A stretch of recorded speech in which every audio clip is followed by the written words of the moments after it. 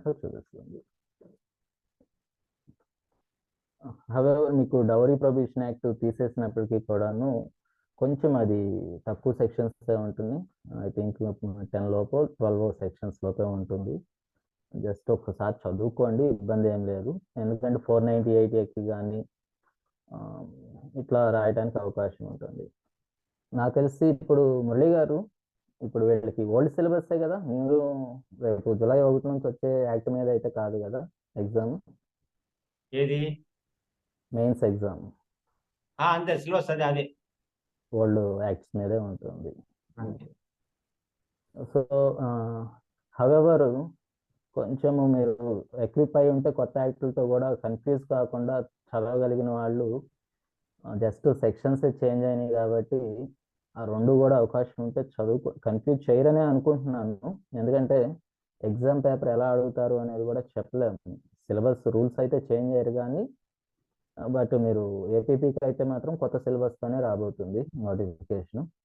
So కొంచెం little bit challenge switch over అవటం అనేది, 2 యాక్ట్లు కూడాను చాలా జాగ్రత్తగా ఉండండి. ఎందుకంటే ప్రొవిజన్స్ ఇదయ్యేటప్పుడు ఒక సెక్షన్ బదులు ఇంకో సెక్షన్, ఎప్పుడైతే మనం షూర్గా లేమో సెక్షన్ ఆఫ్ లా గురించి కానీ ఏదైనా కేసుల గురించి, ఏదో కేసులో రాసేద్దాం సైటేషన్ రాసేద్దాం అనుకోకండి. మీరు చూడకుండా రాస్తారు, వాల్యుయేషన్ చేసే వాళ్ళ దగ్గర అన్ని ఎక్విప్మెంట్ ఉంటుంది, మీరు రాసిన ఎంతవరకు యాక్యురసీ అనేది చూడటానికి అవకాశం ఉంటుంది. తెలియనప్పుడు జస్ట్ కేసులో పేరు తెలిస్తే పెట్టండి, లేదంటే కేసు జోలికి వెళ్ళకండి. సార్ పక్కా మీకు కేసులో అంటే జస్ట్ నేమ్స్ రాస్తే సరిపోద్ది సార్, లేదంటే అందులో ఏమన్నా పార్ట్ ఆఫ్ కేసు రాయాలా సార్? మీరు రాయదలుచుకుంటే మీకు టైం దొరికినట్లయితే నేను అది చివరిలో కూడా టచ్ చేస్తాను ఒకసారి. మీకు జస్ట్ పార్టీస్ పేరు రాయండి, అది కూడా ల్యాండ్ మార్క్ జడ్జ్మెంట్స్ అయితేనే టచ్ చేయండి. పక్కా ల్యాండ్ మార్క్, పాకాల సత్యనారాయణ స్వామి ఇలాంటి ల్యాండ్ మార్క్ కేసెస్ ఉన్నాయి కాబట్టి అలాంటి ల్యాండ్ మార్క్ కేసెసే టచ్ చేయండి, మిగతా వాటికి వెళ్ళొద్దు.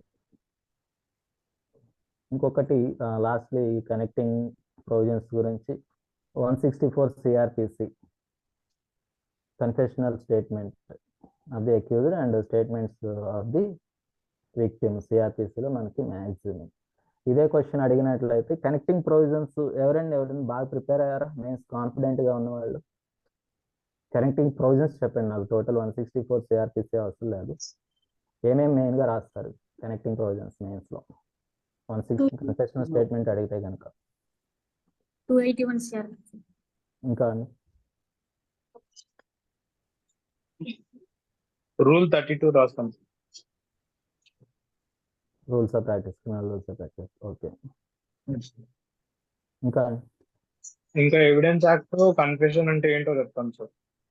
Okay okay.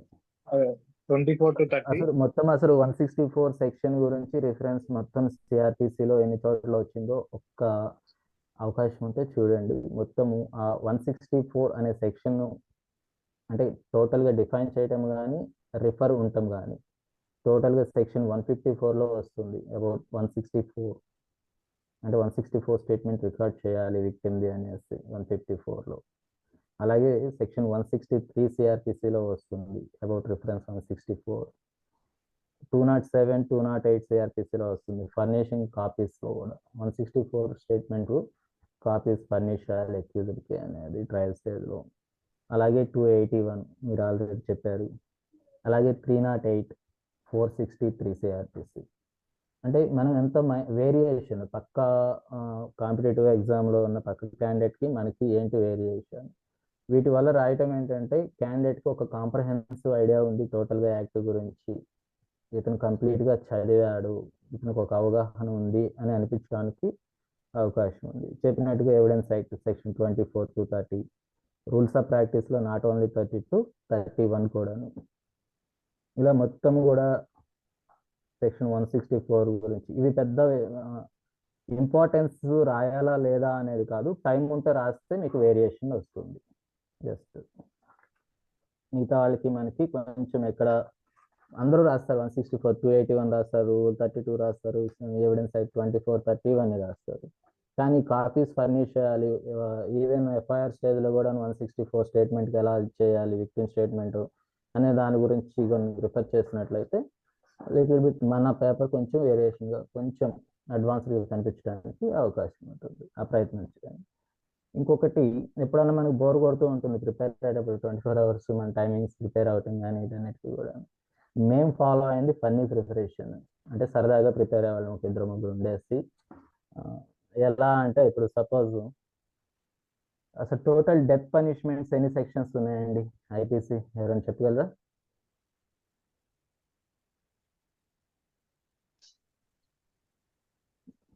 ఎవరు వినిపించట్లేదు. కొంచెం 37. అందరూ వీడియోస్ ఆన్ చేసుకుంటే బాగుంటుంది, ఎవరున్నారనేది తెలుస్తుంది. ఎన్ని సెక్షన్స్ డీల్ చేస్తున్నారు? టోటల్ 54 మెంబర్స్ కనిపిస్తున్నారు, బట్ ఎవరు కూడా 18 సెక్షన్స్. 18 అంతేనా? చెప్పగలుగుతారా 18? sir. నాకైతే అన్ని కనిపించలేదు, బట్ ఏమైనా యాడ్ అయినాయేమో సబ్జెక్ట్ కరెక్షన్. చెప్పగలుగుతారండి ఎవరు 18 పేరు ఎవరండి చెప్తుంది?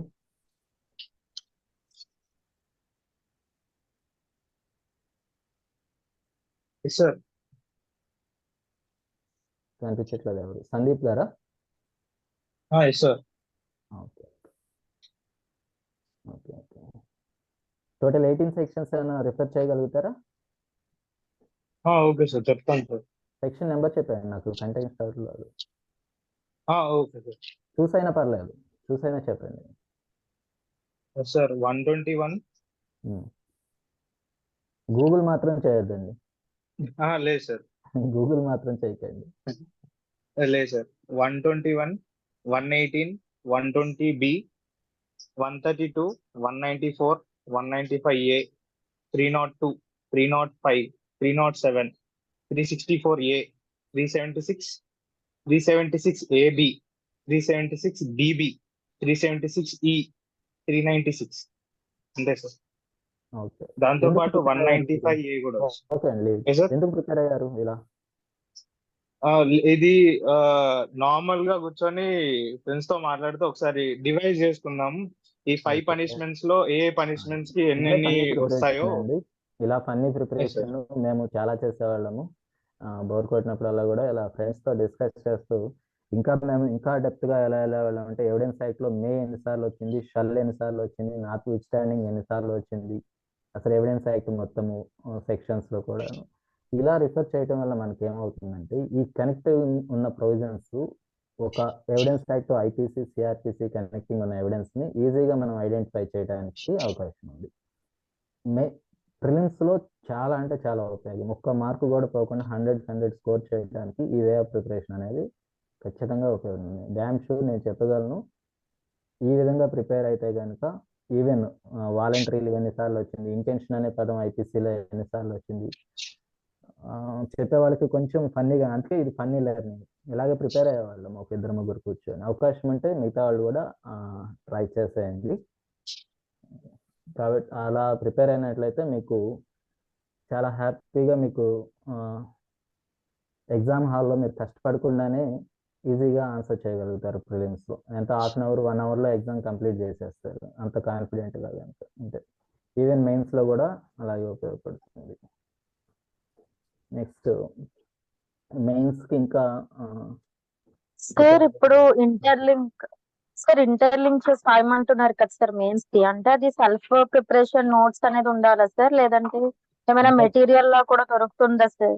మెటీరియల్ చాలా మెటీరియల్స్ అయితే మార్కెట్లో ఉన్నాయి, బట్ సెల్ఫ్ ప్రిపరేషన్ నోట్స్ అయితే నా అడ్వైజబుల్. మనం సొంతంగా రాసుకొని సొంతంగా చేసుకున్నట్లయితే అవకాశం మనకి ఎక్కువగా గుర్తుంటానికి అవకాశం ఉంది, మనకి ఎక్కువ కాలం మర్చిపోకుండా. ఎగ్జామ్లో ప్రజెంటేషన్ కూడా ఈజీగా చేయగలుగుతాం. మెటీరియల్ అంటే ఏముంది, రెడీమేడ్ ఫుడ్ ప్యాకెట్లోంచి తీసి మనం ఎలా అయితే తిన్నామో ఈవెన్ దీంట్లో ఉన్నదాన్ని బుక్ ఓపెన్ చేసి మనం చదువుకోవటం. అదే మనం ప్రిపేర్ అయినట్లయితే సెల్ఫ్ కుకింగ్, ఒకసారి ఫెయిల్ అవుతుంది, వంట బాగా రాకపోవచ్చు, రెండోసారి మనం చేసుకుంటాము, ఇట్ విల్ బి టేస్టీ, బాగుంటుంది, చాలా కాలం కూడా ఆ టేస్ట్ గుర్తుంటుంది. సో కాబట్టి ఓన్ నోట్స్ ప్రిపరేషన్కి అవకాశం ఉంది. ఎలా ప్రిపేర్ అవ్వాలి, నోట్స్ ఎలా చేయాలని ఎవరిని అడగొద్దండి, మీ ఇష్టం. మీరు రాసుకున్నదే నోట్స్, మీకు ఎలా గుర్తుంటుందో అలా రాసుకోండి. నాకు ఇలా రాసుకుంటే గుర్తుంటుంది. చెప్పండి. అంటే ఇంటర్లింకింగ్ ప్రాసెస్ అనేది తెలియదు కదా సార్. ఇప్పుడు మేము ఫస్ట్ నేను అటెంప్ట్ అంతే లో కదండి, ఉన్న వాళ్ళు. డైలీ కూడా ఒక 10,000 డైలీ ఒక 10 సెక్షన్స్ మీకు ఉన్నటువంటి పర్మిసిబుల్ టైం బట్టి బేర్ యాక్ట్ చదవాల్సిందే.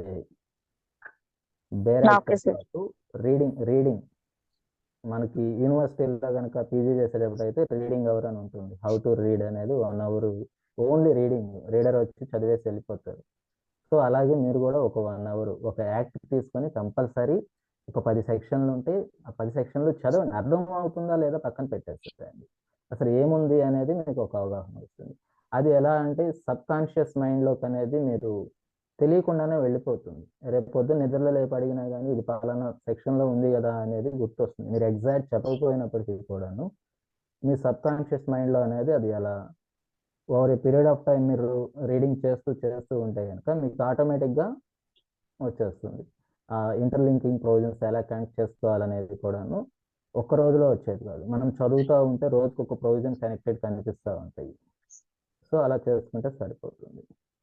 ఇంకా time management, time is precious. మనకి ఈ రూమర్స్ అనేది మెయిన్స్ ఎగ్జామ్కి అస్సలు వినద్దు. పోస్ట్పోన్ అయింది కదా అని ఈ మన ప్రిపరేషన్ని పోస్ట్పోన్ చేసుకోవద్దు. మన ప్రిపరేషన్ ఎప్పుడు కూడా అడ్వాన్స్గా ఉండాలి. ఈ రోజు అంటే టైం సిలబస్ కంప్లీట్ అయిపోయి ఉండాలి. స్టడీ షెడ్యూల్ ఏంటి అనేది మీరే ప్రిపేర్ చేసుకోండి. టాపిక్ వైజ్గా ఏది ప్రిపేర్ అవ్వాలి, ఒక టైం టేబుల్ అనేది ఫిక్స్ చేసుకోండి. ఈరోజు ఎన్ని అవర్స్ ప్రిపేర్ అవ్వాలి, 18 అవర్స్ ప్రిపేర్ అవ్వాలి అనే కాన్సెప్ట్ అయితే నేను చెప్పాను. మ్యాక్సిమం నేనైతే ఒక 6 అవర్స్ 7 అవర్స్ ప్రిపేర్ అయ్యాము. రిమైనింగ్ నేను రెగ్యులర్ ప్రాక్టీస్ వెళ్తూనే ప్రిపేర్ అయ్యాము. మార్నింగ్ అంతా ప్రాక్టీస్, ఈవినింగ్ వచ్చేసరికి ప్రిపరేషన్. ఏ టైంలో చదవాలి, మీ కన్వీనియంట్ టైం, మీకు ఇంట్లో ఉండే పరిస్థితులను బట్టి, మీకున్న ఫెసిలిటీస్ని బట్టి, మీకున్న బర్డెన్స్ని బట్టి టైం అనేది షెడ్యూల్ ప్రిపేర్ చేసుకోండి. 1 అవర్ ప్రిపరేషన్ 3 అవర్స్ ప్రిపరేషన్ అనేది నా సజెషన్. మీరు అడిగారు కాబట్టి నాకు తెలిసి నేను ఇచ్చే సజెషన్ ఏంటంటే రైటింగ్ ప్రాక్టీస్ చేయండి ఎక్కువ. మ్యాక్సిమం మీకు వచ్చింది 1కి 10 సార్లు రాయటానికి ఎక్కువ ప్రయత్నించండి. మనం రాసినట్లయితే కనుక మన బ్రెయిన్ ఎక్కువ గుర్తుంచుకోవడానికి అవకాశం ఉంది. ఇవన్నీ కూడా మనకి రీసెర్చ్ ఇవన్నీ చేస్తున్న వాళ్ళు చెప్పేదాన్ని. మనం రాస్తే మనం చదివిన దానికన్నా కూడా 10 టైమ్స్ ఎక్కువ మెమరైజ్ చేసుకోవడానికి మన మెమరీ లాంగ్ టర్మ్ మెమరీలోకి బ్రెయిన్లోకి వెళ్ళడానికి అవకాశం ఉంది. అలాగే డిఫికల్ట్ చాప్టర్స్ ఏమన్నా అనిపించినాయి మీకు, ఈ పలానా చాప్టర్ నాకు డిఫికల్ట్గా ఉంది, సో ఫస్ట్ కంప్లీట్ ఇట్. ప్రిపరేషన్లో వీటిని ముందు కంప్లీట్ చేసేసుకోండి. ఎవరినన్నా అడగండి, తెలిసిన వాళ్ళని, లేదా బుక్స్. మీకు ఇప్పుడు అడ్వాన్స్ మెటీరియల్ ఉంది. మేము ప్రిపేర్ అయ్యేటప్పుడు అప్పుడప్పుడే స్మార్ట్ ఫోన్స్ వస్తున్నాయి. ఇప్పుడు అందరి చేతిలో కూడా స్మార్ట్ ఫోన్ లేని వాళ్ళు లేరు. సో ఇప్పుడు మీకు గూగుల్లో కానీ యూట్యూబ్లో కానీ మనం కొట్టినట్టయితే నెంబర్ ఆఫ్ మెటీరియల్స్ వస్తున్నాయి. ఇక్కడ ఫ్యాక్ట్ చెక్ చేసుకోండి మీకున్నటువంటి సోర్స్ తోటి. గూగుల్లో కనిపించేటువంటి అన్నీ కూడాను నిజం కాదు. ఎవరు ఇష్టపడినట్లు ఆ వికీపీడియా ఉంది, ఇప్పుడు నేను రాసేయచ్చు 302 మర్డర్ కాదు వేరే సెక్షన్ అని రాసేస్తాను. ఇప్పుడు ఏదో మారిపోయింది కేసులా అనేది. సో అది ఫైనల్ కాదు. Cross check it with the major act. ఎక్కడైతే అథెంటికేటెడ్ సమాచారం దొరుకుతుందో అక్కడ కన్ఫర్మ్ చేసుకోండి. ఎస్పెషల్లీ మనకి లా ప్రిపరేషన్ వచ్చేటప్పుడు ఏదన్నా సైటేషన్ కమ్ అక్రాస్ అయ్యారు, సైటేషను మన రెగ్యులర్ ఉన్నదానికి అపోజిట్గా ఉంది, అలాంటప్పుడు ఎక్కడ చెక్ చేయాలో ఒకసారి చూసుకోండి. హైకోర్టు వెబ్సైట్, లేదా ఆ సైటేషన్ సుప్రీంకోర్టు సైటేషన్, లేదా లా జర్నల్స్లో ఇలా అనేది చెక్ చేసుకోండి. నెక్స్ట్ ఎగ్జామ్ అప్రోచ్ అనేది మీకు మీ స్ట్రాటజీ, ఓన్ స్ట్రాటజీ ఎలాగండి. ఇప్పుడు నేను చెప్పినవి కనెక్టివిటీ, అలా మీకు ఓన్గా ఇంకేమన్నా డెవలప్ చేసుకోవచ్చు అనేది ఓన్గా ఒకసారి చూడండి. ఆ విధంగా చేసుకుంటూ మాక్ ఎగ్జామ్స్ మీకు ముందుగా అసలు మెయిన్ ఎగ్జామ్కి స్ట్రైట్ అవే మెయిన్ ఎగ్జామ్కి వెళ్ళకుండా మీ అంతటికి మీరు ఓన్ ఎగ్జామ్స్ ప్రీవియస్ పేపర్స్ తీసుకోవటం కానీ ఏ విధంగా తీసుకొని మెయిన్ ఎగ్జామ్కి ఎక్కువండి. షార్ట్ పీరియడ్లో 3 అవర్స్ టైంలో మనము ఎంత ఎఫెక్టివ్గా అన్ని క్వశ్చన్లు ఆన్సర్ చేయగలుగుతాము అనేది చూడండి. ఎక్కువ ప్రాక్టీస్ అంతే. ప్రాక్టీస్ ఇంకేం లేదు, దానికి రీప్లేస్మెంట్ ఏం లేదండి. ప్రాక్టీస్కి మించినటువంటి రీప్లేస్మెంట్ ఇంకా ఎక్కడా లేదు మనకి ఎగ్జామ్ మేనేజ్మెంట్లో. ఎగ్జామ్ హాల్కి వెళ్ళిన తర్వాత ఇదంతా ప్రిపరేషన్, మనం ఎలా ప్రిపేర్ అయ్యాము ఇవన్నీ ఫైన్ డే మనం ఆ ఎగ్జామ్ డేట్ అనేది వస్తుంది. క్వశ్చన్ పేపర్ ఇవ్వగానే first read full question paper. ఇచ్చిన క్వశ్చన్ పేపర్ని ఒక 2 సార్లు ఫాస్ట్గా అసలు ఎన్ని క్వశ్చన్స్ ఇచ్చారు, ఏంటి, ఏటికి ఎన్ని మార్కులు అనేది క్లియర్గా చూసుకోండి. నాకు ఫస్ట్ క్వశ్చన్ చూడంగానే తెలిసేసింది కదా అని మొదలు పెట్టద్దు. క్వశ్చన్ పేపర్ని తరోగా చదివండి 1-2 సార్లు. Next prioritise the questions. అందులో ప్రియారిటీ చూడండి. ఫస్ట్ ఏది ఎక్కువ మార్కులు ప్రియారిటీ దేనికి ఉంది అనేది చూసుకోండి. Divide your time. 10 మార్కుల క్వశ్చన్ 5 మార్కుల క్వశ్చన్ రెండింటికి ఒకటే రాయాల్సి వస్తుంది. సో 10 మార్కుల క్వశ్చన్కి 5 మార్కుల క్వశ్చన్కి రెండింటికి సమయం ఒకటే అయినప్పుడు మనం రాసిన దానికి దేనికి ఎక్కువ అవకాశం ఉంది మార్కులు, 10 మార్కుల దానికి ఎక్కువ స్కోర్ చేసే అవకాశం ఉంది. సో దానికి కేటాయించండి. 5 మార్క్స్ దానికి మీరు ఎంత లెంతీ రాసిన ఒకవేళ ఇదైనా కానీ వాళ్ళకి ఒక అవగాహన ఉంటుంది. మనం రేస్ పెట్టినప్పుడు రేస్ ట్రాక్ ఎలా ఉంది అనేది రేస్ కండక్ట్ చేసే వాళ్ళకి తెలుస్తుంది. ఎందుకు అలాంటి రేస్ ట్రాక్ ఇచ్చాము, క్యాండిడేట్స్ని ఎలా టెస్ట్ చేయాలి అనేది ఎగ్జామ్ కండక్ట్ చేసే వాళ్ళకి ఒక అవగాహన ఉంటుంది. సో 10 మార్క్స్ క్వశ్చన్ ముందు రాయకుండా 5 మార్క్స్ క్వశ్చన్ ముందు రాశారంటే they will come to a conclusion, ఇతనికి టైం మేనేజ్మెంట్ రాదు అనేది ఒక కంక్లూజన్కి వచ్చేస్తుంది. మీరు 5 మార్క్స్ క్వశ్చన్కి ఫుల్గా అసలు సూపర్గా వేస్తారు అందరికన్నా కూడా, మీకు 5 మార్క్స్ నుంచి రావు. మీరు 10 మార్క్స్ క్వశ్చన్ వదిలేస్తారు అనుకోండి, మీకు 1-2 మార్క్స్ వస్తాయి, ఓవరాల్గా 7 మార్క్స్ వస్తాయి. అదే 10 మార్క్స్ క్వశ్చన్ రాసి దాని తర్వాత 5 మార్క్స్ క్వశ్చన్ టచ్ చేసినట్లయితే అక్కడికి 10కి అవుట్ ఆఫ్ 9 రావచ్చు. ఇక్కడ మీరు 5 మార్క్స్ క్వశ్చన్ పూర్తిగా రాయిపోయినా ఒక 2-3 మార్క్స్ అంటే 12 మార్క్స్. ఇది డిఫరెన్స్. సో మీకున్నటువంటి క్వశ్చన్ పేపర్ని ముందు చదవండి, ఏ క్వశ్చన్కి ఎన్ని మార్క్స్ ఉన్నాయో చూడండి, డివైడ్ యువర్ టైం, దేనికి ఎంత టైం అలాట్ చేయాలి అనేది చూసుకోండి. First attend easy questions. Easy questions ఎక్కువ మార్కులు ఉన్నవి మీకు ఏ విధంగా చేయండి. అలాగే ఎగ్జామ్ హాల్లో ఇంకొకటి, మీకు అడిషనల్ షీట్ కావాలి అంటే ముందే తీసేసుకొని రెడీగా పెట్టుకోండి. కంప్లీట్ అయ్యేదాకా మ్యాక్సిమం బోర్డర్లు కొట్టడము ఇవన్నీ కూడా పక్కన పెట్టేసేయండి. చిన్నపిల్లలాగా ఎగ్జామ్ హాల్కి ఇంత పెద్ద పెద్ద స్కేల్స్ వేసుకెళ్ళి కలర్ పెన్స్ తోటి కలర్ స్కెచ్ తోటి బోర్డర్స్ కొట్టడం ఆపేసేయండి. చక్కగా మాన్యువల్గా మీరు వదిలేసేయండి స్పేస్. మనకు తెలియాలి ఎంత స్పేస్ ఎక్కడ వదిలేస్తున్నాము అనేది. రైట్ సైడ్ కంప్లీట్గా 1 ఇంచ్ అంటే 2.5 సెంటీమీటర్స్ వదిలేస్తాయండి రైట్ సైడ్. పైన ఒక 2.5 ఇంచ్ వదిలేయండి, కింద ఒక 2.5 ఇంచ్ అంటున్నాను, 1 ఇంచ్ సారీ 1 ఇంచ్ పైన. ఆల్రెడీ లెఫ్ట్ సైడ్ వాళ్ళే మార్జిన్ ఇస్తారు క్వశ్చన్ నెంబర్ వేయడానికి. సబ్జెక్టు ప్యాటర్న్ ప్రీవియస్ ప్యాటర్న్ దృష్టిలో పెట్టుకొని చెప్తున్నాను. మ్యాక్సిమం అన్నీ ఇలాగే ఉంటాయి. లెఫ్ట్ సైడ్ మార్జిన్ ఇస్తారు, right side 1 inch, upper 1 inch, lower 1 inch అనేది క్లారిటీగా మీరు ఎటువంటి రూల్స్ కొట్టకుండా వదిలేస్తాయండి మీరు. అది మేనేజ్మెంట్. చిన్నపిల్లలాగా స్కేల్ కలర్ పెన్సిల్స్ ఇవన్నీ కలర్ చేయొద్దండి, ఎందుకంటే ఎగ్జామ్ సార్ వైట్ షీట్ ఇస్తారా సార్, రూల్ షీట్ ఇస్తారా సార్? నేను సబ్జెక్టివ్ కరెక్షన్ అండి అది. మాకప్పుడు అయితే వైట్ పేపర్ ఇచ్చారు, ఇప్పుడు ఏమి ఇస్తున్నారు అనేది తెలియదు. ఒకవేళ అవకాశం ఉంటే చెప్తున్నాను. ఇది ఒకటి మురళి గారు చెప్పాలి సార్. వాయిస్ రావట్లేదు. నేను కనుక్కొని అప్డేట్ చేస్తాను అంటున్నా. దానితో కాదు, ఏదైనా కానీ నేను అబ్జర్వ్ చేస్తుంది మొన్న ఇన్విజిలేషన్స్ మేము వెళ్ళాము, బట్ నేను ఇది అబ్జర్వ్ చేయలేదు. Sir A4 sheet sir. అదే A4 వైట్ పేపర్ ఇస్తారంటున్నారు. A4 షీట్స్ ఇస్తారు సార్. A4 ప్లెయిన్ పేపర్ అమ్మా, రూల్సా? Plain paper sir. Maximum plain వేస్తారు. సో అవాయిడ్ చేయండి స్కేల్స్ తీసుకెళ్ళటం, కలరింగ్ చేయటం, బోర్డర్లు కొట్టడం. ఈ టైం అంతా వేస్ట్ చేసుకోకుండా క్వశ్చన్ పేపర్ని చదవడానికి చూడండి. ఫైనల్గా ఆన్సర్ షీట్ సబ్మిట్ చేయడానికి ఒక 5 minutes టైం ముందే కంప్లీట్ చేసేయాలి. ఇన్విజిలేటర్ గారు వచ్చి పేపర్ లాక్కోవటము ఇవన్నీ వద్దు. ఒక 5 minutes ముందే కంప్లీట్ చేసేసి ఆ 5 minutesలో రివైజ్ చేసుకోండి. ఏమన్నా మిస్ అయినాయా, ఏమన్నా మిస్ అయితే కంగారు వద్దు. ఆ 5 minutesలో మీరు ఏమన్నా దాన్ని క్యాచ్ చేయగలరా చూసుకోండి. అవకాశం లేదు అనుకుంటే అవకాశం ఉంది 5 minutesలో అంటే అక్కడ క్వశ్చన్ మొత్తం కొట్టేయద్దు, క్వశ్చన్ నెంబర్ మాత్రమే స్ట్రైక్ ఆఫ్ చేయండి. క్వశ్చన్ నెంబర్ని స్ట్రైక్ ఆఫ్ చేసేసి ఆ క్వశ్చన్ ఇంకొక చోట వేసి దానికి కరెక్ట్ ఆన్సర్ రాయండి. అక్కడ కనుక మీరు క్వశ్చన్ నెంబర్తో పాటు క్వశ్చన్ కూడా స్ట్రైక్ ఆఫ్ చేశారంటే కొంచెం పేపరు నీట్గా కనిపించదు. క్వశ్చన్ నెంబర్ మాత్రమే స్ట్రైక్ ఆఫ్ చేయండి ఒకవేళ తప్పు అనుకుంటే కనుక. అది ప్రతి క్వశ్చన్ ఎండింగ్కి ఆన్సర్ ఎండ్ అయిన తర్వాత చేత్తోనే ఒక లైన్ గీసేయండి, ఆ క్వశ్చన్కి ఆన్సర్ ఎండ్ అయిపోయింది అనేది. రెండు మిక్స్ చేయొద్దు. ఎందుకంటే ఇప్పుడు మనము ఆన్సర్ని క్వశ్చన్ నెంబర్ని స్ట్రైక్ అవుట్ చేయటం వల్ల ప్రీవియస్ క్వశ్చన్కి కూడా ఇది కంటిన్యూషన్ అనే మీనింగ్ వెళ్ళే అవకాశం ఉంది. సో అందుకని క్వశ్చన్ ఆన్సర్ అవ్వగానే కింద ఒక లైన్ కంప్లీట్ చేసేయండి.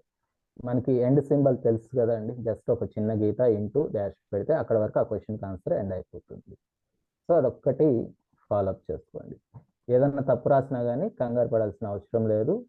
చివరి 5 minutes అందుకోసమే అటు పెట్టుకోండి, పాసిబుల్ కరెక్షన్స్ రెక్టిఫై చేయడానికి. ఫాస్ట్ రీడింగ్ అలవాటు కావాలి. చెప్పండి. సార్ ఇప్పుడు 2 marks కి అడిగితే దాన్ని ఎంత వరకు ప్రెజెంటేషన్ చేయాలి? 5 marks కి ఎంత, 10 marks కి ఎంత అనేది చెప్తారా సార్? నేను అదేనమ్మా చెప్తుంది, ఒక్కొక్క క్వశ్చన్ ఆన్సర్కి ఎంత చేయాలి అనేది. కానీ మురళి గారు స్క్రీన్ షేరింగ్ ఉందా అవకాశము? ఇక్కడ నుంచి నేను స్క్రీన్ షేర్ చేయొచ్చా? నేను హోస్ట్ చేస్తాను మిమ్మల్ని, మీకు అవకాశం వస్తుందా? లేదంటే కనుక నేను ప్రీవియస్ నేను రాసినటువంటి 2012లో రాసినటువంటి ఆన్సర్ షీట్ ఉంది, క్వశ్చన్ పేపర్ ఆన్సర్ షీట్ మీకు ఫార్వర్డ్ చేస్తాను. అలాగే అది ఇప్పుడు నేను ఒకసారి మిమ్మల్ని వాళ్ళకి హోస్ట్ షేర్ చేయమని చేయండి. చేస్తాను, మీకు అవకాశం వస్తుంది. Screen share చేయించేదా? హోస్ట్ సరే. చేస్తా, ఒక్క నిమిషం వెయిట్ చేయండి. Thank you sir. చూడండి సార్, మీకు అవకాశం చూడండి, మిమ్మల్ని హోస్ట్ చేస్తాను. ఇప్పుడు మీకు స్క్రీన్ షేర్ వస్తుంది చూడండి సార్. కనిపిస్తుందండి? ఓకే, వచ్చింది. ఓకే,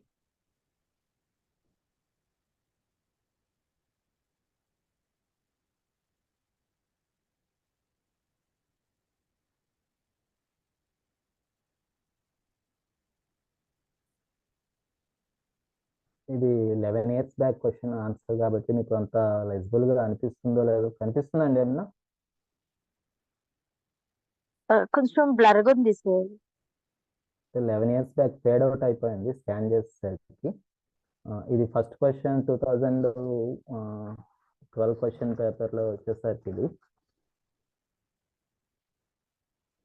స్క్రీన్ కనిపిస్తుందండి? ఎస్ సార్, విజిబిలిటీ ఉంది సార్.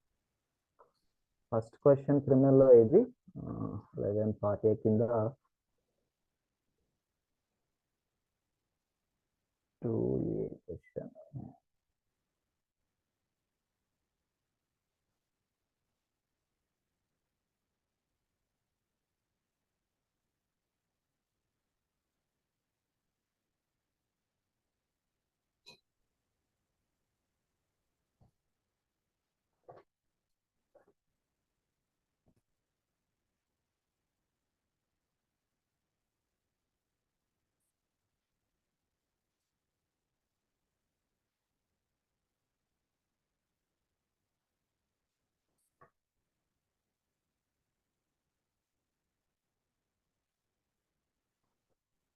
జస్ట్ మ్యారేజెస్ గురించి అడిగిన క్వశ్చన్ అండి. 8 marks అడిగినట్లున్నారు. అది 8 marks వచ్చేసరికి మొత్తము చాప్టర్ 20 కూడా మొత్తం మనకి అది చాలా లెందీ.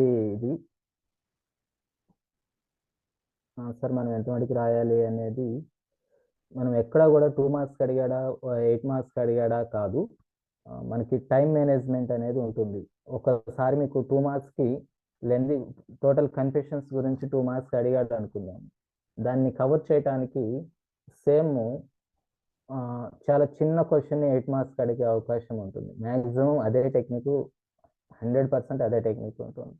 పెద్ద క్వశ్చన్ని తక్కువ మార్కులకి అడిగారు కాబట్టి చిన్న క్వశ్చన్ని ఎక్కువ మార్కులకి అడిగే అవకాశం ఉంటుంది. అందుకే నేను చెప్పింది వైజ్గా చూస్ చేసుకోవాలి ఆన్సరింగ్ అని కూడాను. మనకి ఫస్ట్ ఈ క్వశ్చన్ ఇదే రాయాలి, ఇక్కడ నుంచే మొదలు పెట్టాలి అన్లెస్ డైరెక్షన్ ఉంటే తప్పనిచ్చి. క్వశ్చన్ పేపర్లో డైరెక్షన్స్ క్రానలాజికల్ ఆర్డర్లోనే ఆన్సర్ చేయాల్సి ఉంటుంది అంటే తప్పనిచ్చి మన ఇష్టం వచ్చిన దగ్గర నుంచి చూస్ చేసుకోవచ్చు. ఇన్స్ట్రక్షన్స్ మాత్రం కంపల్సరీ చదివి తీరాల్సిందే, ఎలా రాయాలి అనేది. దాని ప్రకారము మనం ఏ క్వశ్చన్ ఆన్సర్ చేయాలి అనేది చూస్ చేసుకోండి. మనకి మీకు చెప్తానండి, ఇంకా ఈ టెక్నిక్స్తో పాటు ఫైనల్గా ఒక 5 ఇంగ్లీష్ వర్డ్స్ చెప్తాను, మీకు ఈజీగా అర్థమైపోతుంది వాట్ క్వాలిటీస్ మనము వదిలేయాల్సి ఉంటుంది అనేది మెయిన్స్ ఎగ్జామ్స్కి.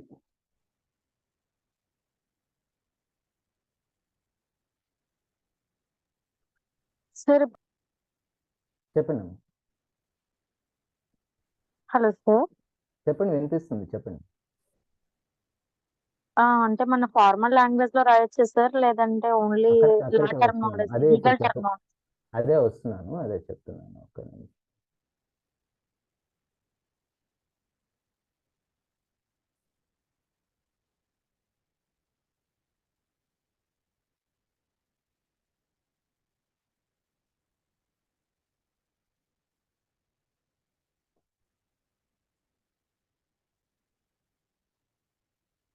మీకు ఫస్ట్ ఈ అందరూ కూడా అవకాశం ఉంటుంది, విజిబుల్ గానే ఉంది కదండి స్క్రీన్, చూడండి అవకాశం. ఈ 5 వర్డ్స్ మనకి మెయిన్ ఎగ్జామ్లో ఎలా ఉండాలి అనేది. వెర్బోసిటీ వర్డ్ ఫస్ట్ క్వాలిటీ మనకి ఉండకూడని క్వాలిటీస్ మెయిన్స్ ఎగ్జామ్లో. ఇప్పుడు నేను చెప్పేవన్నీ కూడాను ఏం ఉండాలి కాదు, what qualities to be excluded అనేది. The fact are quality of using more words than needed. అవసరానికి మించిన పదాలు వాడకూడదు. మనకి తెలుసు కదా అని చెప్పి కాంప్లెక్స్ వర్డ్స్ వాడటానికి అవాయిడ్ చేస్తాయండి. We should communicate with minimum words main. దాని తర్వాత వచ్చేసరికి వాడు రాసుకుంటున్నారా అండి? రాసుకున్నారా? ఇవన్నీ కూడా సినానిమ్స్, ఒకదాని నుంచి వచ్చినవి, బట్ ఆల్ డిఫరెంట్ వర్డ్స్ పర్ఫెక్ట్గా డిస్క్రైబ్ చేస్తాయి. కన్వల్యూషన్ ప్రొనౌన్సియేషన్ డిఫరెంట్గా ఉండొచ్చు ఒక్కొక్కళ్ళ. ఇది a thing that is complex and difficult to follow. మీరు అడిగిన దానికన్నా మనం రాసేది ఎప్పుడు కూడాను కాంప్లెక్స్గా ఉండకూడదు, డిఫికల్ట్గా కూడా ఉండకూడదు ఫాలో అవడానికి. మన ఆన్సర్ షీట్ని ఇచ్చేస్తున్నారంటే ఈజీగా అర్థం చేసుకోవాల్సిన పరిస్థితి ఉంటుంది. సో కన్వల్యూషన్ వచ్చేసరికి. Next circumlocution, the use of many words where fewer would do. ఎక్కడైతే ఒక పదం వాడాల్సిన చోట 4-5 పదాలు వాడేయటం. సో అలాంటి వాటిని అవాయిడ్ చేస్తాయండి. లెందీ అయిపోతుంది, మన టైం వేస్ట్ అయిపోతుంది. సో మనకి మెయిన్స్తో పాటు కొంచెం వొకాబులరీ మీద గ్రిప్ ఉంటే కనుక, మీ మురళి గారు రోజు పంపిస్తూ ఉండుంటారు, వొకాబులరీ పంపిస్తున్నాను నేను. పంపిస్తాను, ఫాలో అవుతున్నారని అనుకుంటున్నాను వొకాబులరీ. ఇవన్నీ కూడా మనకి హైకోర్టు జడ్జిమెంట్స్ వీటిలోనే రిఫ్లెక్ట్ అవుతూ ఉంటాయి. ఇది ఈజీ, ఇలా ఉండకూడదు, మనకు అవసరమైన పదాలను మాత్రమే రాయాల్సి ఉంటుంది. నెక్స్ట్ వచ్చేసరికి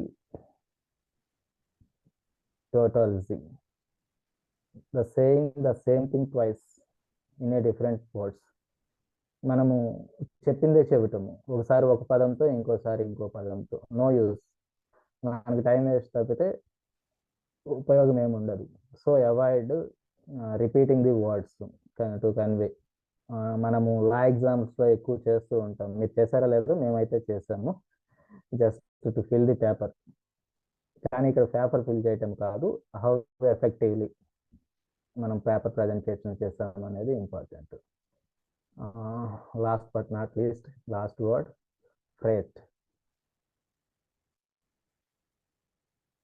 ఇది మాట్లాడడానికి సంబంధించిన ఇంటర్వ్యూకి ప్లస్ మెయిన్స్కి కూడాను. Talk foolish or tedious length about something. లెంతీగా రాయడానికి ప్రయత్నం చేయండి. 2 మార్క్స్ మీరు అడిగింది ఇప్పుడు ఇదేనండి. మాకు what are the sections dealing with bail petition అని అడిగారు అంతే. Anticipatory bail petition 2 marks question it is. కానీ ఒక లైన్లోనే మనం రాయగలిగేది సెక్షన్ 438 439. మరి 2 మార్క్స్ ఇస్తారా లేదా అని చెప్పి బెయిల్ అంటే ఏంటి, బెయిల్ పిటిషన్ అంటే ఏంటి, ఇవన్నీ రాసుకుంటా వెళ్ళామనుకోండి, నో యూస్. వాడు ఎన్ని మార్కులకి ఇచ్చాడో కాదు, మనం ఎంత రాయగలము, దానికి ఎంత ఆన్సర్ ఉంది, దాని పర్ఫెక్ట్ ఆన్సర్ మాత్రమే రాయండి.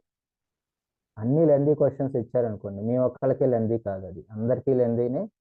కాంపిటేటివ్ ఎగ్జామ్లో మ్యాక్సిమం చదివిన ఎలా ఉంటుందంటే 20% ఈజీగా ఇస్తారు క్వశ్చన్ పేపర్, 20% డిఫికల్ట్గా ఉంటుంది, 20% మీడియంగా ఉంటుంది. ఈ టైప్లో పేపర్ సెట్టింగ్ అనేది ఉంటుంది.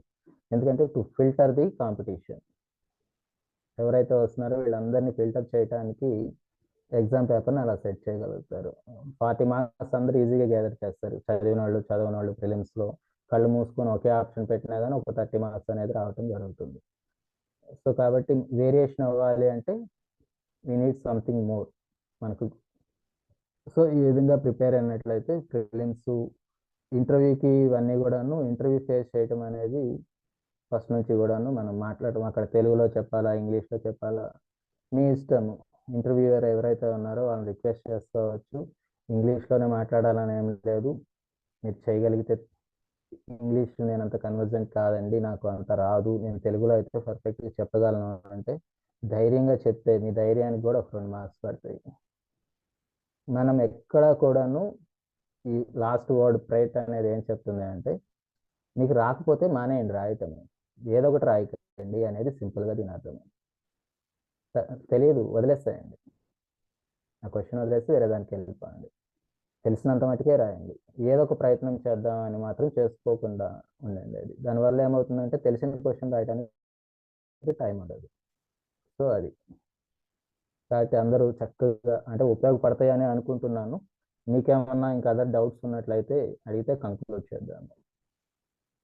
Sir language paper sir, third paper గురించి కొంచెం ఓకే, ఏమన్నా? యాక్చువల్గా లాంగ్వేజ్ పేపరు కి సంబంధించిన ఈ 5 కూడాను లాంగ్వేజ్ పేపర్ సంబంధించిన మీకు ట్రాన్స్లేషన్కి ఎక్కువ మనము అంటే మాకు లేదు యాక్చువల్గా ట్రాన్స్లేషన్ పేపరు. హవెవర్ మేము రోజు చేసే పని అది ఎవిడెన్స్ని రికార్డ్ చేసేటప్పుడు ట్రాన్స్లేషన్ మేము చేసేది రోజు కూడా.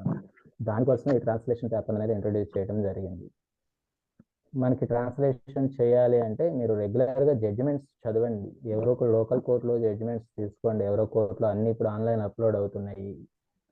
సో మ్యాక్సిమం కాస్త మీకు మంచిగా ఈ జడ్జి గారు బాగా రాస్తున్నారు జడ్జిమెంట్లో అనిపిస్తే అవి తీసుకోండి.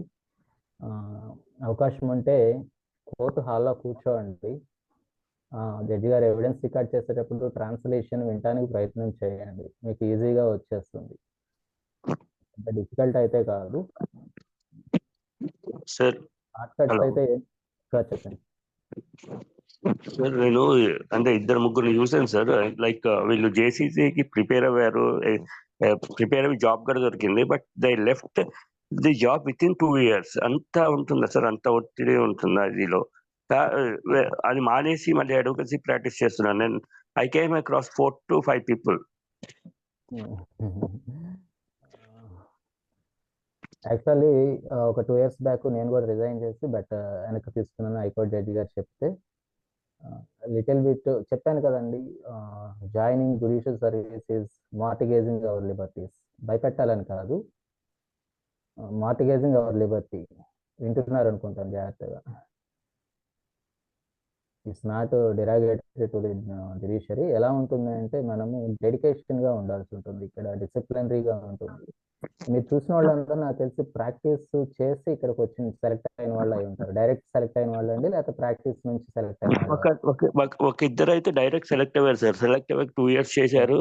ఐ మెట్ దెమ్, అంటే నేను కలుసుకుంటే వాళ్ళు ఏమన్నారంటే అంత టెన్షన్ భరించలేక మేము వచ్చేసాము, ఇక్కడ అడ్వకసీలో డ్రాఫ్టింగ్ అవి చేసుకుంటే మాకు పైసలు అయితే వస్తున్నాయి, బట్ ఆ టెన్షన్ భరించలేక వస్తున్నాం అన్నారు. That's what I want to ask. Pressure, when we take the pressure as a pleasure, హ్యాపీగా 1వ తారీఖు మీకు ఇప్పుడు That's correct, sir. What you said is correct. income, money, regular salary is 2 lakhs. Yeah, I understand, sir. కూడా ఏ client కూడా తీసుకొచ్చి 2 లక్షలు మన అకౌంట్ లో వేయరు. No, sir, I can. ఒక్క నిమిషం అడుగురు కానీ రికగ్నిషన్ ఇన్ ది సొసైటీ లేదా మన నెక్స్ట్ జనరేషన్ కి మనము మన ఫ్యామిలీ నుంచి ఇచ్చే రికగ్నిషన్ కానీ it will be total change. మనకి ఎడ్యుకేట్ గా ఇవన్నీ రావు.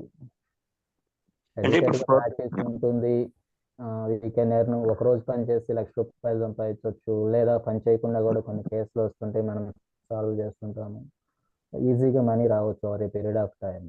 బట్ ఎన్ని వచ్చినప్పటికీ కూడాను ఏ ఫ్యామిలీ హెడ్ ఫ్రమ్ జడ్జ్ అనే పేరు పిల్లలకి ఎలా ఉంటుంది, అడ్వకేట్ గారు అంటే పేరు లేదని కాదు, రెండింటి మధ్య కూడా డిఫరెన్స్ అనేది రిసీవింగ్ డిఫరెంట్ గా ఉంటుంది. సో మన పిల్లలకి నెక్స్ట్ జనరేషన్ కి ఆ ఫౌండేషన్ ఇవ్వాలి అనుకుంటే వీ హ్యావ్ టు సాక్రిఫైస్ కూడా కాదు, మనం ఎంజాయ్ చేస్తే ఎంజాయ్ చేసినట్టుగానే ఉంటుంది. మనం తీసుకునే దాన్ని బట్టి ఉంటుంది. టైం మేనేజ్మెంట్, మనము టైం మేనేజ్మెంట్ ఫ్యామిలీకి అలాట్ చేసుకోవటము దీన్ని బట్టి కూడా ఉంటుంది. ఒక్కోసారి సండే కూడా మిస్ అవుతుంటాము, సెలవు రోజులు కూడా కాన్ఫరెన్స్లు జరుగుతుంటాయి. వీటన్నిటిని మనం ప్రెషర్గా తీసుకుంటే కనుక ఉండటం కష్టం ఇక్కడ. సో వాటన్నిటిని కూడాను లెర్నింగ్లో భాగంగా లేదు, ఇవన్నీ అలవాటు చేసేసుకోవాలి అది. సో అప్పుడు బాగానే ఉంటుంది. ప్రెషర్ అని అయితే 100% చెప్పడానికి లేదు. ప్రెషర్ లేని జాబ్స్ ఏమీ లేవు. ఎడ్యుకేట్గా ఎవరు డబ్బులు సార్ ఇప్పుడు ఎగ్జామ్ సార్ ఇప్పుడు ఇంపార్టెంట్ కేసెస్ రాయాలి సార్. సారీ, క్వశ్చన్ అర్థం అవ్వలేదండి. ఇప్పుడు మెయిన్స్ ఎగ్జామ్ లో ఇంపార్టెంట్ కేస్ లాస్ వరకు రాసి అయిపోతుంది సార్.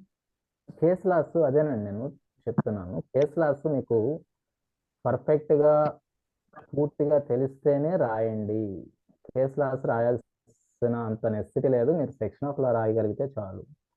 కేస్ లా తప్పుగా రాసి నేను సైటేషన్, ఒకవేళ కొంతమంది సైటేషన్ కూడా నాకు పర్ఫెక్ట్గా తెలిస్తే wrong citation రాస్తుంటారు.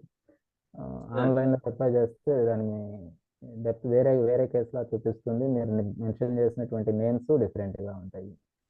So my humble suggestion, avoid it. దాన్ని జిస్ట్ రాయండి, సైటేషన్ కోట్ చేయకపోవటం బెస్ట్.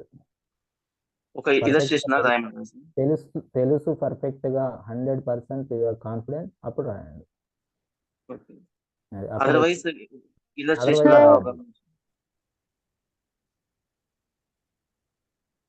Hello sir. చెప్పండి. అడగండి. సార్ ఇప్పుడు మీరు మెటీరియల్ అంటే మీరేం సజెస్ట్ చేస్తారు సార్? అంటే మెటీరియల్ అనేది ఏమైనా సజెస్ట్ చేయమంటే? మెటీరియల్ సజెషన్ అంటే నాకైతే పెద్దగా ఐడియా లేదు, ఎందుకంటే నేను ఓన్గా ప్రిపేర్ అయ్యి చేస్తున్నది. మార్కెట్లో అయితే చాలా మెటీరియల్స్ లెక్సిస్ నెక్సిస్ వాళ్ళవి కానీ, లేదంటే రేగా సూర్యారావు గారి మెటీరియల్స్, పడాల రామారెడ్డి వాళ్ళవి చాలా మెటీరియల్స్ దొరుకుతున్నవి. ఇవన్నీ కూడాను బాగానే ఉన్నాయి, బట్ లెందీగా అనిపిస్తుంది. ఏదైనప్పటికీ కూడాను మళ్ళీ మీరు ప్రిపేర్ అవ్వాల్సింది మీరే. ఒకసారి బుక్స్ ఉంటాయి, ఒకసారి చూసుకోండి, ఒకసారి చూసి తీసుకోండి. అది మీరు ఓన్ నోట్స్ ప్రిపేర్ చేసుకోవడానికి అవకాశం ఉంటే చూడండి మ్యాక్సిమం. Okay sir. సార్ ఇస్తా మెటీరియల్ మాకు సరిపోద్ది అంటారు ఇప్పుడు? మెటీరియల్ సరిపోతుందా లేదా అనేది ఒక్కళ్ళైతే చెప్పలేము. అది ఎలా అంటే, నేను ఫస్ట్ ఎగ్జామ్ రాసినప్పుడు, ఫస్ట్ మెయిన్స్ రాసినప్పుడు ఇలాగే చూసాం. మెటీరియల్ దిగ్విజయ్ మెటీరియల్ అని అవని ఇవని దిగ్విజయ్ అంటున్నారు చాలా వరకు బయట అని అంటారు. బట్ సమ్వాట్ నాకేం అంత అనిపించలేదు ఎవరికి కూడాను. మనం ఓన్గా ప్రిపేర్ చేసుకున్నంత మనకు అర్థమయ్యే లాంగ్వేజ్లో మనం ప్రిపేర్ చేసుకొని ఇన్విజిలేటర్కి, అది ఎగ్జామినర్కి ఎవరైతే వాల్యుయేషన్ చేస్తారో వాళ్ళకి అర్థమయ్యే లాంగ్వేజ్లో మనం ప్రజెంట్ చేయగలగాలి. అది మనం ప్రిపేర్ చేసుకుంటే 2 రకాలు యూస్ఫుల్, మనకి లాంగ్ టైంలో కూడా ఉపయోగపడుతుంది. అది ఎంతసేపు మనం ఇంకో మెటీరియల్ మీద అది సపోర్టింగ్గా వాడుకోండి. మెటీరియల్ మీరు కొనుక్కోవద్దని చెప్పట్లేదు, ఎందుకంటే మనం ప్రిపేర్ చేసుకునే దానికి టైం కలిసి వస్తుంది. అది 1-2 మెటీరియల్స్ తీసుకొని రెడీగా పెట్టుకోండి, బట్ మీ ఓన్ ప్రిపరేషన్కి అవకాశం ఇవ్వండి ఎక్కువ శాతం. అది ఒక దాంట్లో మేము ఎగ్జామ్ రాసినప్పుడు కంప్లీట్గా నేను ఇట్లాగే కాంట్రాక్ట్ యాక్ట్ని నెగ్లిజెంట్ చేయడం జరిగింది. అదే డిఫరెన్స్, దానివల్ల ఇంటర్వ్యూకి వచ్చాను, అసలు ఇంటర్వ్యూకి సెలెక్ట్ అవ్వకుండా. సో ఏ యాక్ట్ కూడా నెగ్లెక్ట్ చేయొద్దు. మీరు ప్రతి యాక్ట్ని చదవండి, దేంట్లోంచి అడుగుతారో దేంట్లోంచి చదువు, మనం ఏం ప్రెడిక్ట్ చేయడానికి ఆస్ట్రాలజర్ కాదు కదా మనం.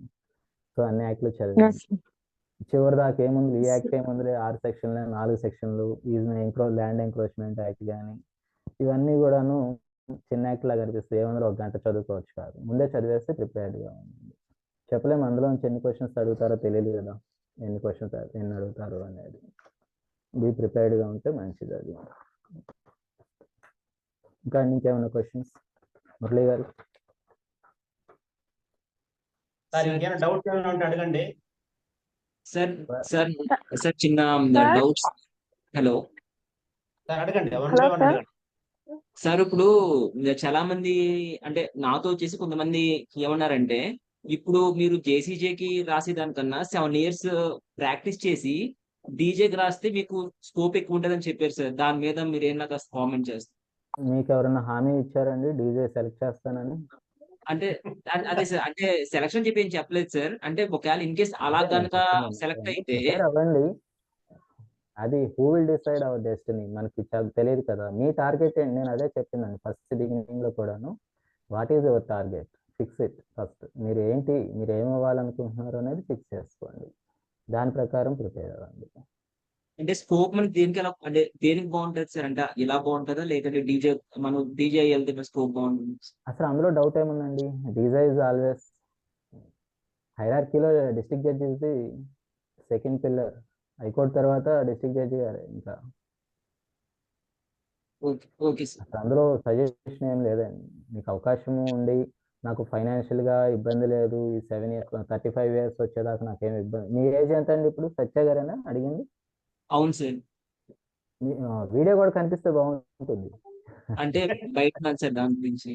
పర్లేదు, ఇబ్బంది ఏం లేదు. పర్లేదు, ఇబ్బంది ఏం లేదు. మీ మీ సార్ ఇంకొక డౌట్ సార్. ఒక్క నిమిషం, మీరు కంప్లీట్ చేశాక అక్కడికి వస్తాను. మీ ఫైనాన్షియల్ పరిస్థితి ఏంటో కూడా చూసుకోండి. 7 years దాకా మీ పేరెంట్స్ మిమ్మల్ని బర్డెన్, ప్రాక్టీస్లో నాకు ఉంది 35 years దాకా నేను డీజే దాకా కూడా నేను ప్రిపేర్ అవటానికి నాకు ప్రాక్టీస్లో కూడా బాగా వస్తుంది. ఒకవేళ ప్రాక్టీస్లో రాకపోయినప్పటికీ కూడాను ఇంట్లో సపోర్ట్ ఉంది. ఎందుకంటే 35 years దాకా మ్యారేజ్ చేసుకోకుండా నాకు తెలిసి ఎవరు ఉండరు మ్యాక్సిమం, అన్లెస్ ఎక్సెప్షన్ 1 or 2% ఎక్కడో, అది రేర్గా జరుగుతుంది. 35 years దాకా మీరు ఆగుతాం, మంచిదే, వెరీ గుడ్. డీజేకి ప్రిపేర్ అవ్వటం అంటే ఆల్వేస్ అడ్వైజబుల్. అది దీనికన్నా హైయర్ పోస్ట్కి ప్రిపేర్ అవ్వమనే చెప్తాం. కానీ మనకి ఫౌండేషన్, వెనకమాల బ్యాక్ సపోర్ట్ ఇవన్నీ కూడా ఉండాలి. అదొకటి క్రాస్ చెక్ చేసుకోండి. దాని ప్రకారం sir. మీకు డీజే అనుకుంటే ఇదేం ఆపవసరం లేదు, రాయండి. దీన్నేం ఆపవసరం లేదు. ఎగ్జామ్ ప్రిపరేషన్కి 35 years తర్వాత స్టార్ట్ చేయాల్సిన అవసరం ఏం లేదు. మీరు ఎగ్జామ్కి ప్రిపేర్ స్టార్ట్ ఇక్కడ నుంచే చేసుకుంటూ ఉండండి. Yes, చాలా sir. మంది అంటే చెప్పండి సార్.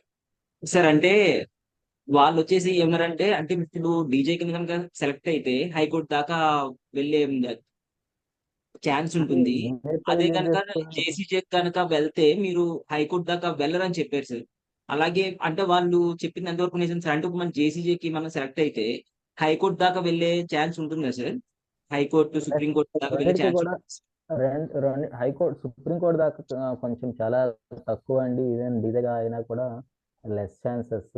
అలా కాంపిటీషన్ ఎక్కువగా ఉండేది, చాలా లెస్సర్ పోస్టులు ఉంటాయి. హైకోర్టు డీజే అంటే హైకోర్టు వరకు ప్రాక్సిమిటీ ఉంది. నెక్స్ట్ జేసీజే నుంచి లేదు అంటానికి అవకాశం ఏం లేదు. లాస్ట్ 2 years బ్యాక్ ఒకేసారి 7 డైరెక్ట్ జేసీజే నుంచి అయిన వాళ్ళే హైకోర్టుకి ఎలివేట్ అయ్యారు. మల్లికార్జున గారు కానీ, శ్రీనివాస్ గారు కానీ, చక్రవర్తి గారు, జస్టిస్, వీళ్ళందరూ కూడాను జూనియర్ సివిల్ జడ్జి నుంచి కెరీర్ స్టార్ట్ చేసిన వాళ్ళే. ఓకే ఎవరు సార్. అనేదానికి అవకాశం లేదు. యా చాలా ఫ్యాక్టర్స్ పనిచేస్తాయండి సుప్రీంకోర్టుకి కానీ హైకోర్టుకి కానీ ఎలివేషన్ అవడానికి. ఇది అని చెప్పడానికి ఏమీ లేదు. ఈవెన్ మీరు జేసీజే ఫస్ట్ ఇయర్ నుంచి సెలెక్ట్ అయ్యి ప్రొబేషన్ డిక్లేర్ అయ్యాక కూడా హైకోర్టు జడ్జి గారు అవ్వచ్చు. మీకున్నటువంటి పరిచయాలు, మీకున్నటువంటి పైన ఉన్నటువంటి వాటిని బట్టి. అది అన్ని సార్లు అవి పనిచేస్తాయని కాదు, నాలెడ్జ్ కూడా ఇంపార్టెంట్. మనకు ఉన్నటువంటి నాలెడ్జ్ కూడా కన్సిడరేషన్లోకి తీసుకోవడం జరుగుతుంది. హైకోర్టు అనేది అంత ఈజీ అయితే కాదు. Okay okay sir, thank you sir. ఒక డౌట్ సార్. మరి చెప్పండి. సార్ ఇప్పుడు civil paper, criminal paper main sir, English paper కూడా మెయిన్ సార్? అంటే మార్క్స్ చూడడం కానీ ఏదైనా ఇన్స్పెక్షన్స్ అది ఒకసారి మీరు చూడాలి. ఏదో ఓసీకి అయితే 60%, నాట్ లెస్ దాన్, అగ్రిగేట్గా 55% అని ఇలా ఇవ్వటం జరిగింది. ప్రీవియస్ అయితే మాకు ఓన్లీ సివిల్, క్రిమినల్ రెండు కలిపి 80 marks ఒక పేపరు, తర్వాత ఇంటర్వ్యూనే ఉండేది. ఇప్పుడు సివిల్, క్రిమినల్, ట్రాన్స్లేషన్ పేపర్ అని మూడింటిగా చేయటం జరిగింది.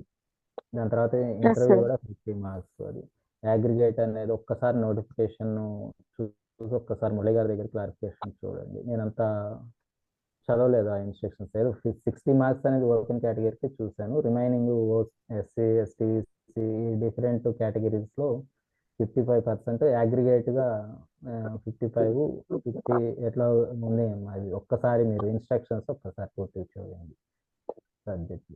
Okay sir. సార్ ఇంటర్వ్యూ వరకు అంటే మెయిన్స్ క్వాలిఫై ఇంటర్వ్యూ వరకు వెళ్ళిన తర్వాత అందులో సెలెక్ట్ అవ్వకపోవడం అలా ఏమైనా ఉంటుందా సార్ ఎవరైనా? అంటే మెయిన్స్ క్వాలిఫై వెళ్ళడమే గ్రేట్ కదా సార్. అలా కాదమ్మా, ఇంటర్వ్యూకి అయిన వాళ్ళు అందరూ అవ్వాలని ఏం లేదు కదా. అలా అయితే నేను ఇంటర్వ్యూకి 3వ సారి సెలెక్ట్ అయ్యాను, 2 సార్లు అంతకుముందు ఇంటర్వ్యూకి వెళ్ళాను. Okay sir. So interview marks కూడా క్రైటీరియా ఉంటుంది. ఇంటర్వ్యూ డిఫికల్ట్ అని చెప్పం, కానీ స్పోకెన్ స్కిల్స్ కూడా మనము చూస్తారు అక్కడ. మనం ఎలా ఉంటున్నాము అనేది ప్రజెంటేషన్ కూడా చూస్తారు. మనం ఎవరిలో కూడా మనం మాట్లాడగలుగుతున్నామా లేదా అనేది. ఎందుకంటే జేసీజేగా ఒక జ్యుడిషియల్ సర్వీసెస్లోకి వచ్చాక డే టు డే మనము చాలా మందితో మీట్ అవ్వాల్సి వస్తుంది, ఫేస్ చేయాల్సి వస్తుంది. సో మాట్లాడే విధానం కూడా తెలిసి ఉండాలి. దానిని అక్కడ subject 30%, me way of speaking అనేది 70% ఇంపార్టెంట్ ఉంటుంది. అదొకటి గుర్తుపెట్టుకోండి. Okay sir. సబ్జెక్ట్ ఒకటే కాదు ఇంపార్టెంట్. Okay sir. అంటే ఇంగ్లీష్ లోనే అంటే మెయిన్ ఇంపార్టెన్స్ అనేది ఇంగ్లీష్ కి ఇవ్వాలంటున్నారు సార్ స్పోకెన్ లాంగ్వేజ్ అనేది. మీరు మాట్లాడే విధానం, లాంగ్వేజ్ ఇస్ డిఫరెంట్. మీరు ప్రజెంట్ చేయగలిగేది body language sir. Body language కానీ, మీ యూజింగ్ వొకాబులరీ, తెలుగు కానీ ఇంగ్లీష్ కానీ, మాట్లాడే విధానాన్ని పరీక్షిస్తారు ఇంటర్వ్యూలో మ్యాక్సిమం. అంతే. ఎందుకంటే లీగల్ నాలెడ్జ్ అనేది ప్రిలిమ్స్లో టెస్ట్ చేశారు, మెయిన్స్లో టెస్ట్ చేశారు. సమయస్ఫూర్తి, మాట్లాడే విధానము, ఇవన్నీ కూడా ఇంటర్వ్యూలో చూస్తారు. Okay sir. Sir almost practical based questions ఉంటాయా సార్, లేదా అదర్ సైట్స్ ఏమైనా వస్తాయా సార్, లేదా లీగల్ మీద యాక్ట్స్ మీద ఉంటాయా సార్? ఇంటర్వ్యూ పర్టికులర్ ఆస్పెక్ట్ లో ఉంటుంది అని చెప్పలేము. మీరు వెళ్ళే నేటివిటీ ప్లస్ మీరు కూడా సపోజ్ మీరు తిరుపతి దేనికి ప్రసిద్ధి అని అడుగుతారు సరదాగా మీకు. అక్కడ నుంచి లెందీ క్వశ్చన్స్ అవుతాయి. మీరు చెప్పే విధానాన్ని బట్టి, మీరు డ్రాగ్ చేసుకునే విధానాన్ని బట్టి ఇంటర్వ్యూయర్ మూవ్ అవుతారు. ఒక్కోసారి మనం డైవర్ట్ చేసుకోగలిగితే అక్కడక్కడే తిప్పుకోవచ్చు. అదర్వైజ్ లేదు, మనం చెప్పలేకపోతున్నామంటే పర్టికులర్గా ఇంకొక టాపిక్ వెళ్ళిపోతారు, స్విచ్ ఓవర్ అవుతూ ఉంటారు. పర్టికులర్గా ఇదే అనే కాదు, మనము ఇంటర్వ్యూకి వెళ్తున్నాము అంటే అసలు ఫస్ట్ మన ఊరు, మన చుట్టుపక్కల ఏంటి అనేది కూడా పర్టికులర్గా తెలుసుకొని వెళ్ళాల్సిందే. మా నేటివిటీ అడగగానే దేనికి పేరు, ఇంకో పేరు ఏంటని ఇలా క్వశ్చన్స్ అడిగేస్తారు. సో అవన్నీ ఐడియా ఉంది కాబట్టి మేము అలా ఫేస్ చేయగలిగాము. అది సో కాబట్టి మన నేటివ్ ప్లేస్ ఇప్పుడు 3 జడ్జెస్ ఉంటారా సార్? ఇప్పుడు 3 మెంబర్స్ చేస్తున్నాము. ప్రీవియస్ మా అప్పుడు 5 మెంబర్స్, ఇప్పుడు 3 మెంబర్స్ చేస్తున్నారు. నెక్స్ట్ ఎవరు అంబటి, పేరు పూర్తిగా కనిపించట్లేదండి, ఎవరు హ్యాండ్ రైజ్ చేస్తారు. అంబటి చూస్తున్నారు, చెప్పండి అమ్మా. హ్యాండ్ రైజ్ చేస్తారు, ఆపమన్నా చెప్పమని డౌట్ అన్నా. మురళి గారు ఇంకేం లేవనుకుంటున్నాను.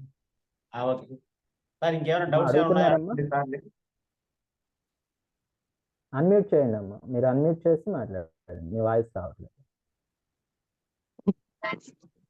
ఇంకేమైనా డౌట్స్ ఏమన్నా అడగండి. యాక్చువల్లీ సార్ 45 మినిట్స్ ఇప్పుడు డౌట్స్ ఏమన్నా అడగలేకపోయాం అనుకుంటే కనుక మురళి గారికి పంపించండి డౌట్స్. అవకాశం ఉంటే కనుక ఇంకో సెషన్ కూడా తీసుకుందాము టైంని పట్టేసి. ఎస్పెషల్లీ కావాలంటే మెయిన్స్ ఇచ్చేసే వాళ్ళకి ఇంకోసారి తీసుకుందాం మురళి గారు. Hello sir. అమ్మా సార్ అంబటి జోష్న సార్. చెప్పండి అమ్మా, జోష్న గారు చెప్పండి. సార్ చిన్న ఇన్ఫర్మేషన్ సార్. అంటే ఇప్పుడు మనం బర్త్ ప్లేస్ దగ్గర మనకి ట్రాన్స్ఫర్ ఏమైనా ఇస్తారా సార్? అది నేనైతే ట్రాన్స్ఫర్ కాదమ్మా, హైకోర్టు వాళ్ళు అడగాలి, అది మేము చెప్పలేని పరిస్థితి. సార్ మనం రిక్వెస్ట్ ఏమైనా పెట్టుకోవచ్చినప్పుడు ఒకసారి అది అంత డెప్త్ నేను వెళ్ళలేనమ్మా, క్షమించాలి. ఈరోజు ఓకే ఓకే సార్, చాలా నేను ఒక రకంగా చెప్పాలంటే సార్ని ఇబ్బంది పెట్టినట్టే. ఎందుకంటే చాలా సార్లు మెసేజ్ పెట్టి రిక్వెస్ట్ చేసుకొని పని ఒత్తిడి ఉన్నప్పటికీ మనకి టైం స్పెండ్ చేశారు. ఆల్రెడీ ఇంకా చాలా డౌట్స్ కూడా ఉంటే మెయిన్స్ రాసే వాళ్ళు దాదాపు 8-9 మెంబర్స్ దాకా మన గ్రూప్ లో ఉన్నారు. వాళ్ళందరికీ 100% ఇది ఉపయోగం ఉంటుందని అనుకుంటున్నాను. ఎందుకంటే ఇంతవరకు మనం చాలా 2-3 దగ్గర నుంచి మన క్లాసులు ఇప్పించాము.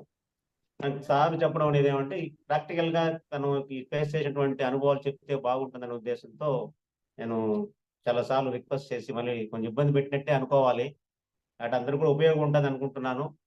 అందరూ ఈసారి మళ్ళీ 8 మెంబర్స్ కనీసం మొన్న ఉన్నటువంటి 8 మెంబర్స్ కూడా అందరూ ఇంటర్వ్యూ మళ్ళీ సెలెక్ట్ అవ్వాలనేసి అనుకుంటున్నాను. మళ్ళీ అవసరమైతే ఒకసారి సార్ వీళ్ళని చూసుకునే అవకాశం బట్టి మనకు టైం స్పెండ్ చేస్తారని అనుకుంటున్నాను. ఇంకా మళ్ళీ ఇంకొకసారి అవకాశం ఉంటే టైం ఇవ్వాలని కోరుకుంటూ మనకి అందరికీ ఇంత వాల్యుబుల్ టైంని స్పెండ్ చేసినటువంటి సాయిరామ్ గారికి చాలా చాలా థ్యాంక్స్ మనందరి తరఫున చాలా ధన్యవాదాలు తెలియజేస్తున్నాను. Okay sir, thank you sir. Thank you అండి. అందరూ ఆల్ ది బెస్ట్ బాగా రాయండి. సార్ చెప్పండి. Small request sir, and sir కూడా అడుగుతున్నాను sir. Thank you sir, thank you for your support and suggestions for JCA aspirants, for mains aspirants, and request you please share important updated details to Murali sir. Very helpful to all aspirants. Thank you sir. Murali గారికి నేను ఎప్పుడు కూడా information pass చేస్తాను. Screen share చేశారు కదా sir, అది కూడా కొంచెం అంటే మాకు క్లియర్ గా కనిపించలేదు. సో మురళి సార్ షేర్ చేస్తే మీరే హోస్ట్ గా ఉన్నారు, మీరే క్లోజ్ చేయాలి. నేనే చేయాలండి. మీరే హోస్ట్ గా ఉన్నారు, మీరే క్లోజ్ చేయాలి. Thank you Murali sir. నాకు స్క్రీన్ కనపడలేదు. Thank you. Okay thank you sir, thank you for call disconnect చేయాలా? ఎక్కడ ఉంది సార్ మురళి గారు? పైన ఆప్షన్